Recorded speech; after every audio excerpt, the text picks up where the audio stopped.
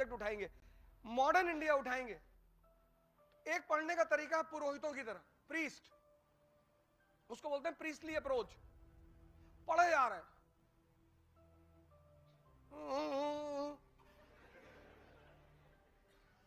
पढ़े जा रहे, एक दिन में 70 पेज, 80, 150, 300 मर गए।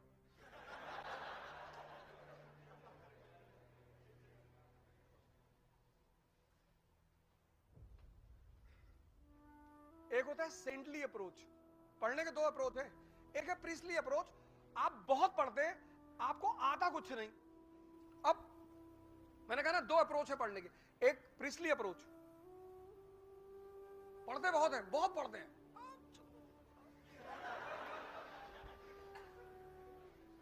पता कुछ नहीं।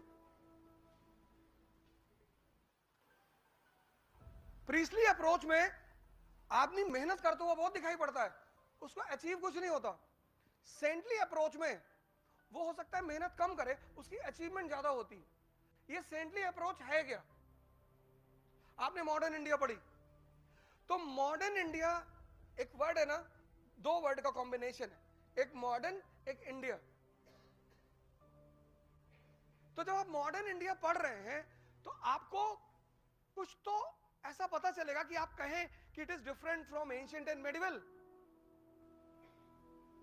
है ना। मॉडर्न इंडिया मतलब क्या? You completed modern India. तो when you completed modern India, there should be certain things which should be very much clear to you. क्योंकि अगर तुम ये समझते हो, अगर तुम समझते हो तो तुम इंप्लीमेंट कर ले जाओगे। Study to for what? Study to learn, why? To implement. किताबें जरूर पढ़ो। आईएएस बनना है तो न्यूज़पेपर और किताब पढ़ने की आदत डालो। यूट्यूब के लेक्चर्स बहुत कम सुनो, मैंने कहा नहीं सुनो, बड़े अच्छे अच्छे लेक्चर्स पढ़े हुए हैं, बड़े अच्छे अच्छे टीचरों के पढ़े हुए हैं, तो सुनो, लेकिन किताबों को पढ़ने की आदत डालो। Because when you read the book you have to connect the lines and create the story. तो तुम्हारा दिमाग जिंदा होगा। जब तुम किताब पढ़ोगे ना तो तुम्हें सोचना पड़ेगा। तुम सीरीज देखते हो तुमको मजा आता है क्योंकि तुमको उसमें सोचना नहीं पड़ता, कहानी अपने आप सामने खुलती चली जाती है। इसीलिए गांव के लोग आज भी सिनेमा को देखना बहुत बुरा मानते हैं। 80 में तो खैर मानते ही थे, 90 में तो खैर मानते ही थे। आपने घर में जो आपके एल्डर है, पिताजी, उनसे पूछिए कि वो कैसे पिक्चर देखने, मूवी देखने जाते रहे होंगे। और किसी भी तरीके से मूवी हॉल में घुसोगे तो इंफॉर्मेशन घर पहुंच जाती थी। और आज पीवीआर को एक सोशल स्टेटस बना दिया गया है, क्योंकि माँ बाप को पता था कि अगर तुम मूवी देखोगे ना तो तुम्हारी जो कनेक्ट करके सोचने की क्षमता है वो खत्म हो जाएगी। इसलिए किताबें पढ़ने में नींद आती है। तो किताबें खुद से तभी बोलेंगी जब तुम उनसे बोलोगे, वरना वो तुमसे नहीं बोलेंगी। वो बोलेंगी तुमसे। और जिस दिन तुम जो पढ़ रहे हो, मतलब एक तरफ तुम आगे पढ़ रहे हो और दूसरी तरफ यहां पिक्चर बन रही है, उसके बाद तुम्हारा कोई कंपटीशन रुक ही नहीं सकता। बस यही पैरामीटर है कि जिस लाइन को तुम पढ़ रहे हो, चाहे वो हिस्ट्री हो, ज्योग्राफी हो, पॉलिटी, इकोनॉमी, कुछ भी, मतलब तुम लाइन यहां पढ़ रहे हो और यहां उसकी पिक्चर बन रही है, बस समझ लो तुम्हारा सिलेक्शन होने वाला है। क्योंकि पिक्चर बन रही का मतलब यह है कि डाइजेशन इज गोइंग ऑन, हजम हो रहा है। किताबें लो और सरल किताबें लो। पहली किताब ले लो NCERT, old NCERT, class 12th, Vipin Chandra. Modern India, class 12th by Vipin Chandra, old NCERT, old. बहुत प्यारी किताब है, बहुत अच्छी किताब। मतलब एक बहुत ही छोटे लेवल पे, क्लास 12th के लेवल के बच्चे के लेवल पे तुम्हें पूरी कहानी सुनाएगी। और एपिसोड जैसे धारा, उसमें 13 धारावाहिक हैं, 13 एपिसोड है उस किताब में। तो उसको चैप्टर मत मानो, एपिसोड मानो।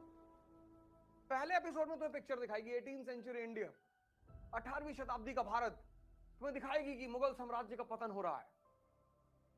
एकदम दिखाई पड़ेगा तुम्हें। क्षेत्रीय शक्तियों का उदय हो रहा, regional powers are emerging, independent Awadh, independent Bengal, independent Nizam, regional powers पैदा हो रहे हैं, मुगल शक्ति खत्म हो रही है। और सबसे बड़ी घटना जो मुगल शक्ति के पराजय को दिखा रही वो है 1739 का बैटल ऑफ करनाल, जब नादिर शाह ने मुगल बादशाह को मुर्गा बना दिया। इसको मोहम्मद शाह रंगीला को। दिखाई पड़ेगा तुमको एकदम। पढ़ो मत, पढ़ने से इंफॉर्मेशन बढ़ती है, सोचने से विवेक बढ़ता है, और सिलेक्शन इंफॉर्मेशन से नहीं होता, विवेक से होता है।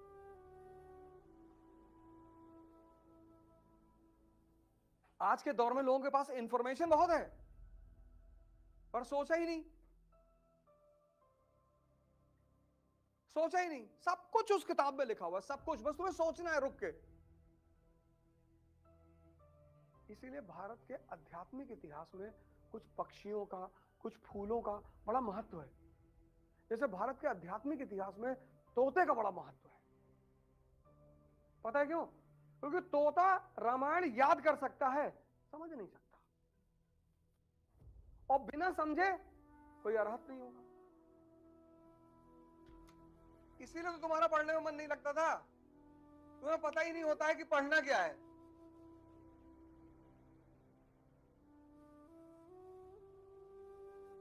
तुम किताब पे किताब खरीदते, हर जिससे मिलते हो उससे कहते हो भैया कौन सी किताब खरीद। और कबीर बहुत पहले कह गए थे कि पोथी पढ़ पढ़ जग मुआ आईएस भयानक होए।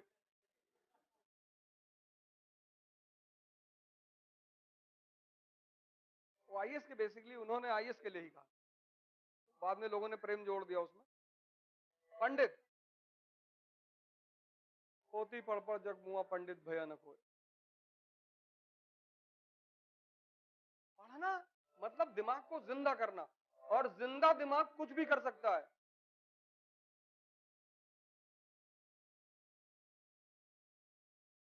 पढ़ना मतलब दिमाग को जिंदा करना, और जिंदा दिमाग कुछ भी कर सकता है। वो एक अच्छा बिजनेसमैन बन सकता है, उसकी नौकरी लगेगी।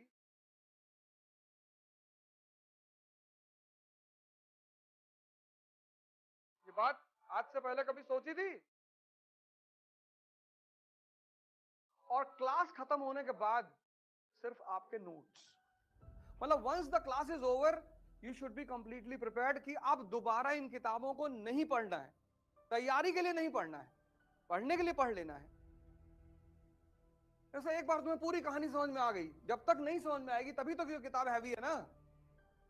एक बार समझ में आ गई, पहली बार पढ़ोगे 25 दिन लगेगा, लेकिन पहली बार जब खत्म कर लिया, क्लास में हर चीज समझ ली, तो 5 दिन में खत्म होगी। उसको बोलते हैं रिवीजन।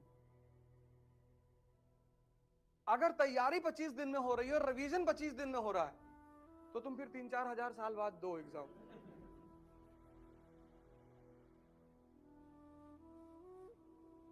तो रिवीजन का टाइम नहीं मिल रहा है। रिवीजन मतलब सिर्फ तथ्यों को देखना। कॉन्सेप्ट कैसे भूलोगे यार? कॉन्सेप्ट भूल ही नहीं सकते। कॉन्सेप्ट भूलने का तरीका ही नहीं। साइकिलिंग सीख लिया, अब नहीं भूल सकते। Once you have learn cycling there is no way to unlearn it. पर तुम चाहो हम साइकिल चलाना भूल जाएं,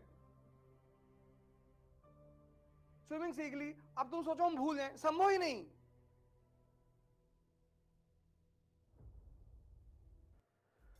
जय हिंद।